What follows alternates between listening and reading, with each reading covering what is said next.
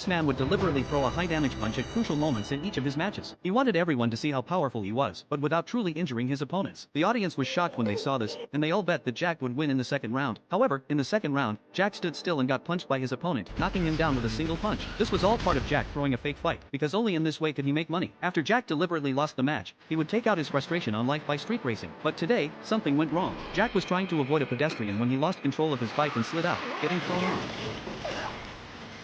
A woman felt sorry for him and handed him her business card, offering to cover all the expenses. Jack immediately threw the card to the ground because this woman was the daughter of the organizer of the armored boxing event. Boxing was very popular in this city. They had developed a futuristic boxing device that fused the body with armor. Mary's group organized the city's largest annual boxing event, where the champion could not only win a large prize but also be recognized as the strongest boxer. When the television was about to introduce the strongest person, Jack turned off the TV. He was born on the other side of the river, where the citizens weren't recognized, so he had no qualification to compete. Jack could only fight in underground boxing matches to earn money and support himself. To increase his income, Jack's partner convinced him to throw fake fights. Jack didn't want to do this, but he had no money left and had no choice but to agree. Jack's opponent today was very powerful, with the strongest armor. Jack's armor was nowhere near comparable. The match started, and his opponent threw a heavy punch right away. Jack's armor barely held up, with sparks flying. Jack was just defending himself until his partner gave him the signal. Then, Jack revealed his true strength. He used his left hand to block and waited for the right moment to strike, giving his opponent no time to breathe. Jack bent down to gather strength and landed an uppercut on his opponent. The opponent, seeing this, was scared. Just in time, the bell rang, preventing Jack from landing another punch. The audience was shocked. They didn't know Jack was so powerful. They immediately started betting on Jack to win. After the first round ended,